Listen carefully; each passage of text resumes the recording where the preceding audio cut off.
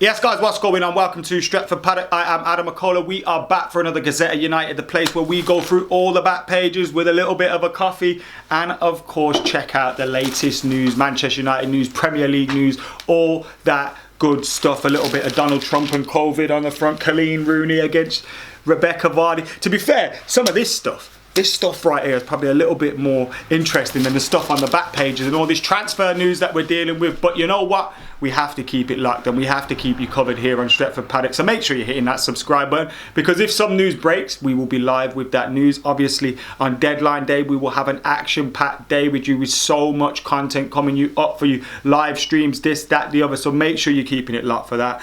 And if we sign nobody, then we'll have a little bit of stress relief, a little bit of place to vent your fury, I imagine. So make sure you're keeping it locked. No matter what happens in the world of Man United, we at Stretford Paddock have got you covered. And for now, we're going to get stuck into some of these back pages with a coffee and see what's going on. I say some of them because we don't buy all the newspapers, as you can imagine. There are a few scumbags that we leave out.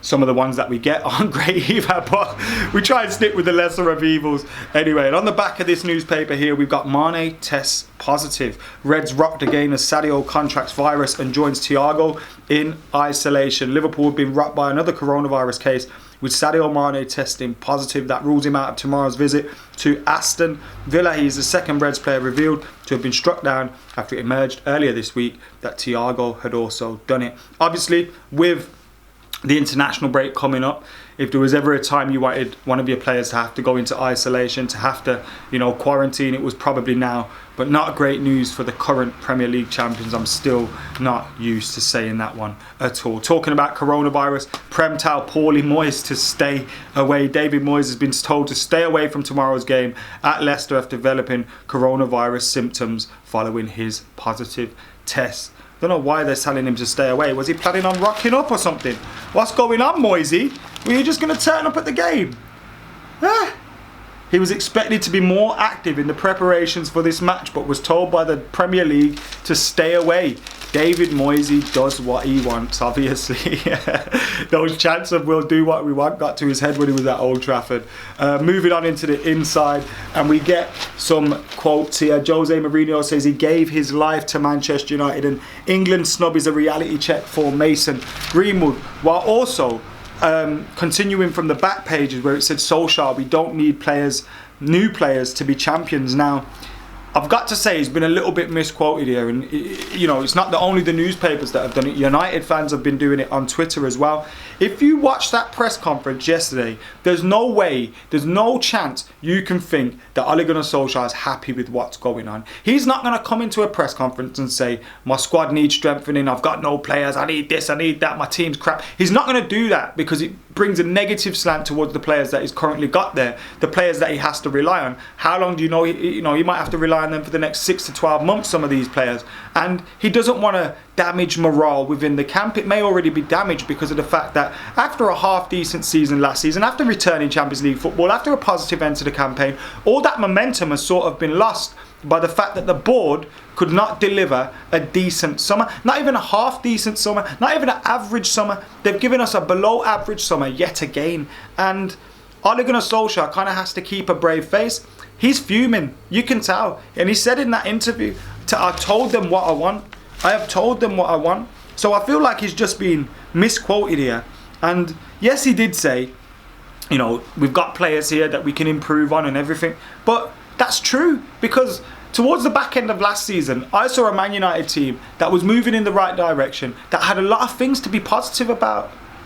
But it's because of this transfer window that we're now feeling negative and we've lost that momentum. It's true, in the bigger picture, we need signings to be able to compete at the top level and to close that gap and stop looking over our shoulders at those that are behind us.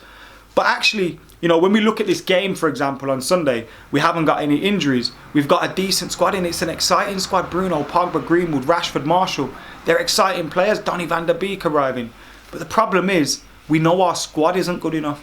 And these players have got a battle on their hands. They're going to have to stay fit for all of the season just to give us hope, which, as we saw last season, doesn't always happen. Now, I feel Ollie's been misquoted here, so I wouldn't rush out there and go and kill him. And he even says the performance last season didn't warrant me giving too many of them options.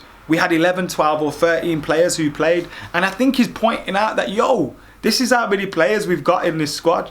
Jose, on the other hand, has been speaking about United, and he said, obviously, with United coming up, and he said Mourinho expects a warm welcome back at Old Trafford. No fans there. He would have got a warm welcome, but there's no fans there. I expect him in from the staff and the players, and he says he gave his life to Manchester United, and that this is what he goes, I won what was possible to win. I didn't win what wasn't possible to win. I gave everything. I gave my life to the club and my professionalism like I always do. And no matter what we think or thought of Jose Mourinho at the end of his time at Manchester United, I think he'd deserve a positive reception regardless, because of the fact that, you know, we got to see the Europa League being lifted. We got to see the League Cup being lifted in his first season, and they were happy times. Guardiola was clever, but I never thought he would go on to create the best team in history when I met him in 06, says Bielsa. Bielsa and Pep having a little bit of a love-in ahead of their clash this weekend. Now, I'm not sure when you're going to be watching this, but I've got a feeling Bielsa's going to get one over Pep, and it could be 2 defeats in a week in the league for Pep Guardiola's boys. My idol Cole made fullback sexy, says starstruck Chilwell. Was nervous meeting hero Ashley, but stopped short of asking for his autograph. Did these men not know about Dennis Irwin? He brought sexy well and truly back to fullbacks. Sexy fullback, more like. Yeah, Ashley Cole, what a player though he was. Obviously, there was a period of time, a year or two, where Evra was the best left back in the world. But predominantly during Ashley Cole's time, it was him.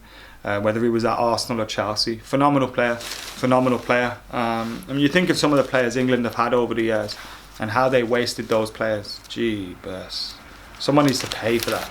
And they're doing it again. They're doing it all over again with Gareth Southgate. I don't get it. Bruce comes out fighting. Toon Boss doggedly defends his record and is baffled by the raging debate. People need to get off Stevie Bruce's back. What are you Newcastle fans, man? They remind me of England fans. Won one trophy like 60 years ago and now think they deserve to win everything. Got a big stadium. So what? That is your level. Steve Bruce probably above your level. Get over it. Gareth far too harsh on his young lions, says Robbie Savage. What I love about Robbie Savage in here. I love Robbie Savage, by the way. I think I'm on the radio with him later on today on the BBC. But what we see here is, look at Robbie Savage. I agree with his comments, but look at this. Look at this. Proper dad pose on the newspaper. What is he doing there pouting on this newspaper? Robbie Savage, yeah, you gotta love him. But anyway, we see here Gareth far too harsh on his young lions. Mason Greenwood and Phil Foden have been punished too severely by Gareth Southgate after being left out of the latest England squad. And what a knobhead Gareth Southgate is. He's already punished the lads and now he's going to punish them again. So their punishment is they don't play for Gareth Southgate, but they play for Man United and Man City. Gareth Southgate's got this one wildly wrong. Wildly wrong. And whilst I think we as fans, Man United fans, England fans, we as a club, Manchester United, we should be standing behind Harry Maguire. But how can Harry Maguire be in the squad but Greenwood and Foden can't be? That doesn't make sense to me. It doesn't make sense. They were punished. What are you doing? Still punishing them? Fucking knobhead. I don't need any of your special advice, says Frank Lampard has hit back at Jose Mourinho, insisting he does not need any of his advice. A Mane COVID cop shot right there on the side. We've already heard about that one. Meeting of the minds we see here in relation to Pep and Marcelo Bielsa. I got a feeling Pep's gonna be on the receiving end of a defeat. Let us know your predictions in the comments below. We see here as well that 6 million elite boost. The Premier League have given almost 6 million to clubs across 65 leagues in England and Wales to help them prepare for the new season. A total of 1,090 teams from the National League system, Women's Football Pyramid and Welsh Premier League have benefited from grants handed out by the match day support. What I love is almost every football fan, me included, believes the Premier League should help out some of these smaller teams. Now, I draw the line at giving some of these clubs with disastrous owners that just suck the money out of these clubs and, you know, are asset stripping. I draw the line at giving them money. But some of these clubs genuinely need the support from these Premier League teams. And to see the rich helping out the poor and all these fans backing it, yet apparently socialism was a bad idea. I'm gonna get started again. Some of you's like are gonna kill me in the comments, ain't ya? What are you talking about? It's alright, I'm sorry. Jose says, I know we're united. Jose Mourinho insists he will still find plenty of love when he returns to Old Trafford tomorrow. However, he fears there may not be quite so much of it left at Tottenham next week, as the reality of the transfer window closing starts to hit home. Jose's getting a lot of signings, isn't he? They've backed him, to be fair, with signings. I know a lot of them are loan deals and all these kind of buyback. Like the Reguilon one I wouldn't have touched with a barge pole at United, but it doesn't take away from the fact that he is a good player. We'll wrap this up with this story here. Solskjaer, again, being misquoted in this paper. It says, Solskjaer is sure he has the quality to challenge. He so obviously didn't mean that. Watch it. Look at his face. The man was pissed off, and I think United fans are going to be pissed off if we get... Well, United fans are already pissed off. We're always pissed off at these owners. They're bellends, and we've seen it, you know, come into proper view since Sir Alex Ferguson's left, but they've been detrimental to this club since 2005. They continue to, and regardless of what happens in the next 48 hours of this transfer window or however long's left, don't stop stepping on their necks. Don't stop letting them know that we can't stand these owners. They're lucky we're not in the stadium. They're lucky. I suppose that's probably what Ed Woodward's using us as protection. Well, the fans ain't going to be here for a bit. We can get away with this one. Oh, God. Fucking hate them lot.